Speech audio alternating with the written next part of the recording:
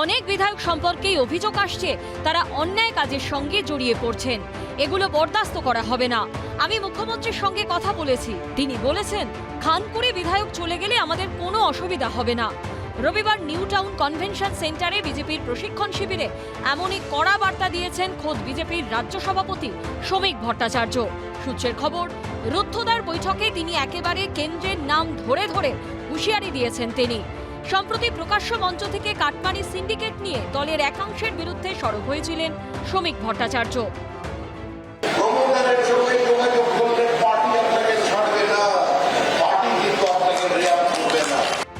সূত্রের খবর, রবিবার রুদ্ধদ্বার বৈঠকে দলের নেতাদের উদ্দেশ্যে শ্রমিক ভট্টাচার্য স্পষ্ট বলেন, উত্তর দমদম, দক্ষিণ দমদম, নিউ টাউন সহ একাধিক জায়গা থেকে অভিযোগ পাওয়া যাচ্ছে কোনো বিধায়ক নাকি ফিতে নিয়ে দৌড়ে যাচ্ছেন ফ্ল্যাট মাপতে। এগুলো বরদাস্ত করা হবে না, দরকার হলে পার্টি থেকে বের করে দেওয়া হবে।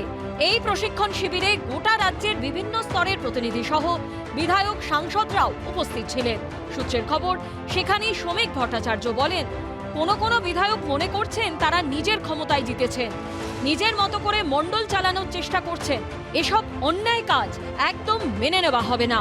বহু ত্যাগ ও তিতিক্ষার পর পার্টি ক্ষমতায় এসেছে, ক্ষমতাকে অপব্যবহার করবেন না, আমরা করতেও দেব না। সোমবারই রাজ্যের বিজেপি সরকারের 100 দিন পূর্ণ হয়েছে। এর মধ্যেই বিজেপির রাজ্য সভাপতিকে এতবার বার্তা দিতে হচ্ছে কেন? প্রশ্ন তুলে কটাক্ষ ছুড়ে দিয়েছে কালীঘাট তৃণমূল। শ্রমিক ভট্টাচার্য যদি মন থেকেও তাঁর দলটাকে সুস্থ করতে চান, কিন্তু তাঁর দলের তো কেউ এই কথাগুলো শুনছে না। তিনি বলার পরেও তোলাবাজি চলছে। তিনি এমএলএদের বললেও এমএলএরা জানেন এগুলো কথার কথা, কেউ কোনো ব্যবস্থা নেবে না। তাহলে শ্রমিকবাবুর সব কথা বলে নাম মানে কি আছে? বার্তা যাচ্ছে, কাজ হচ্ছে কি? প্রশ্ন থেকেই যাচ্ছে। দীপক ঘোষ ও আশাবুল হোসেনের রিপোর্ট, এবিপি আনন্দ। লাগাতার জিজ্ঞাসাবাদ চলছে টানা 9 দিন। শালবনীতে জমি দুর্নীতিতে সোমবার ফের সুমিত রায়কে প্রায় 8 ঘন্টা জিজ্ঞাসাবাদ করল সিআইডি। এই নিয়ে শালবনীতে জমি দুর্নীতি ও ডেবরায় চাকরি প্রতারণার জোড়া মামলায় 9 দিনে অভিষেক বন্দ্যোপাধ্যায়ের আত্মসহায়ক সুমিত রায়কে 73 ঘন্টারও বেশি সময় ধরে জিজ্ঞাসাবাদ করা হলো। চাকরি দুর্নীতি এবং শালবনীর জমি দুর্নীতির জোড়া মামলায় তাকে একাধিকবার হাজিরার নোটিশ পাঠিয়েছিল সিআইডি, কিন্তু প্রায় 3 মাস তিনি বেপাত্তা ছিলেন। 3 মাস বেপাত্তা থাকার পর 8ই আগস্ট প্রথম ভবানী ভবনে হাজিরা দিতে আসেন সুমিত রায়, আর তারপর থেকে তাকে টানা জিজ্ঞাসাবাদ করছেন সিআইডির আধিকারিকরা। আজকে এই নিয়ে 9ম দিন তাকে ভবানী ভবনে হাজিরার নির্দেশ দেওয়া হয় এবং সকাল 10টার কিছু পরে সুমিত রায় ভবানী ভবনে আসেন।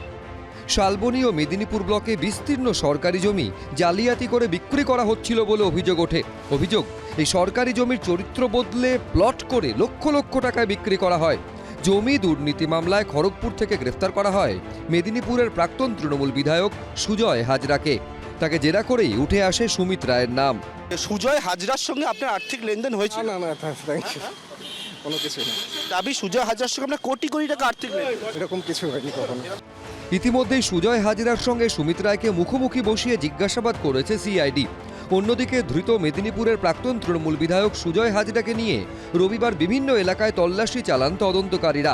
সুজয় হাজরাকে নিয়ে সিআইডির 4 জন সদস্য মেদিনীপুর শহরের মির্জাবাজার এলাকায় তার বাড়িতে যান। সিআইডি সূত্রে খবর, সুমিত রায় ও সুজয় হাজরাকে জিজ্ঞাসাবাদে একটি মোবাইল নম্বরের প্রসঙ্গ উঠে আসে, কিন্তু সুজয় হাজরার যে কটি মোবাইল পুলিশ বাজেয়াপ্ত করেছে তার মধ্যে এটি ছিল না। এরপরই সুজয় হাজরাকে নিয়ে তার বাড়িতে তল্লাশি চালান সিআইডি আধিকারিকরা। রবিবার সেই লুকোনো ফোনের হদিশ মেলে। এ নিয়ে মঙ্গলবার ফের সুমিত রায়কে শালবনীতে জমি দুর্নীতি মামলায় তলব করেছে সিআইডি।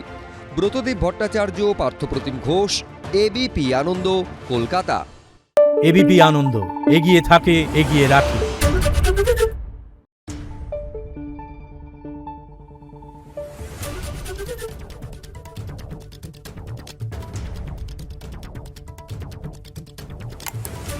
Thank you.